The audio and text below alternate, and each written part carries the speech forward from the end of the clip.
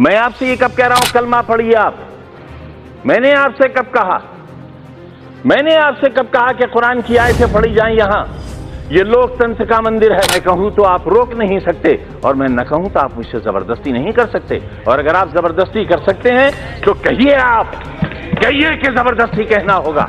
47 में बंटवारे के वक्त हमें हक था पाकिस्तान जाने का, आपको नहीं था। मेरी बात सुन लें, हो सकता है आपको शर्मिंदगी हो। अगर संविधान में कहीं किसी मजहबी किताब का कोई श्लोक, कोई आयत पढ़ने के लिए कहा गया हो, मैं सबसे पहला व्यक्ति हूंगा जो इस हुक्म पर नतमस्तक करूंगा कि जो वंदे मातरम नहीं कहेगा उसे भारत में रहने का अधिकार नहीं होगा। बहस वंदे मातरम की नहीं है। अगर आपने इतिहास पढ़ा हो, रेशमी रुमाल तहरीक, हिंदुस्तान को आजाद कराने के लिए कितने उलमा ने फांसी के तख्ते चूमे थे, कितने लोग मारे गए थे।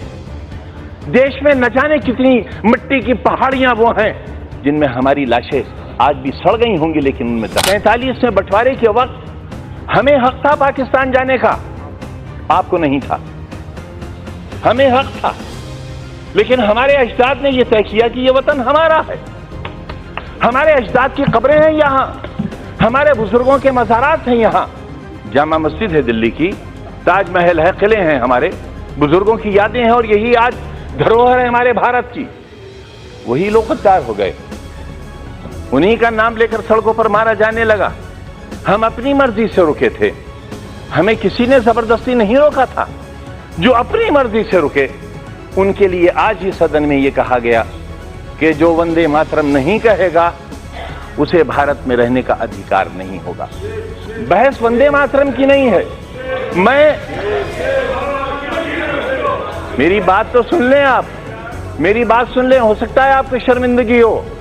बात वंदे मातरम की नहीं है मान्यवर। अगर कानून की बात करूं तो सुप्रीम कोर्ट कहता है कि वंदे मातरम के लिए मजबूर नहीं किया जा सकता, सबसे बड़ी अदालत वो भी है। लेकिन अगर आपने इतिहास पढ़ा हो, रेशमी रुमाल तहरीक, हिंदुस्तान को आजाद कराने के लिए कितने उलमा ने फांसी के तख्ते चूमे थे, कितने लोग मारे गए थे। देश में न जाने कितनी मिट्टी की पहाड़ियां वो हैं जिनमें हमारी लाशें आज भी सड़ गई होंगी, लेकिन उनमें दफन है। रेशमी रुमाल तहरीक में अगर आप रेशमी रुमाल की तस्वीर देखेंगे तो उस पर भारत मां की तस्वीर छपी हुई मिलेगी आपको। ये रिश्ते कब थे? ये 1942 में जब हिंदू और मुसलमान ने एक बर्तन में खाना खाया था, तब अंग्रेज को लगा था कि वो अब हिंदुस्तान में राज नहीं कर सकेगा और 1942 से ही उसने अपना बिस्तर बांधना शुरू कर दिया था और 1947 में हिंदुस्तान आजाद हो गया था। हम आज भी एक ही मोहल्ले में रहते हैं, एक घर में बैठते हैं, हमें किसी को एक दूसरे से डर नहीं लगता।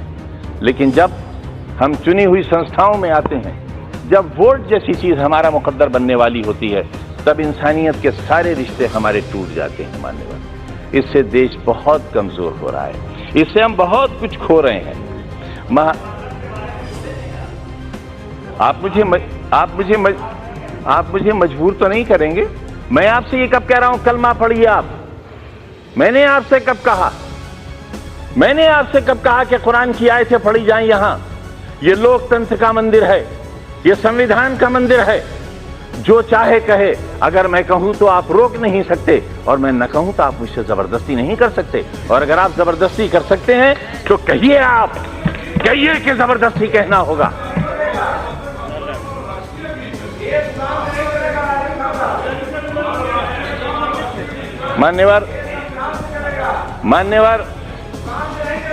मान्यवर संविधान से चलेगा, यही तो हम भी चाहते हैं, यही हम चाहते हैं। अगर संविधान में कहीं किसी मजहबी किताब का कोई श्लोक, कोई आयत पढ़ने के लिए कहा गया हो, मैं सबसे पहला व्यक्ति हूंगा जो इस हुक्म पर नतमस्तक करूंगा। मानो संविधान को। मैं भी यही कह रहा हूं, हमें संविधान को मानना चाहिए। और जो लोग संविधान को नहीं मानेंगे वो देश के साथ अच्छा नहीं करेंगे, क्योंकि ये देश बहरहाल सबका है। पूरा जिस्म हाथों से बना हुआ नहीं है, पूरा जिस्म पैरों से बना हुआ नहीं है। शरीर का एक हिस्सा खत्म कर दिया जाए, इंसान नहीं रह जाएगा। हिंदुस्तान एक बेहतरीन इंसान है, इसे बेहतरीन इंसान बना रहने दिया जाना चाहिए।